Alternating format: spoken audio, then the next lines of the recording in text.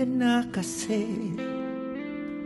Iwanan ang lahat, limutin ang pinapasan sa iyong balikat. Dito muna tayo sa tambay, maging sa ilalim ng buwan.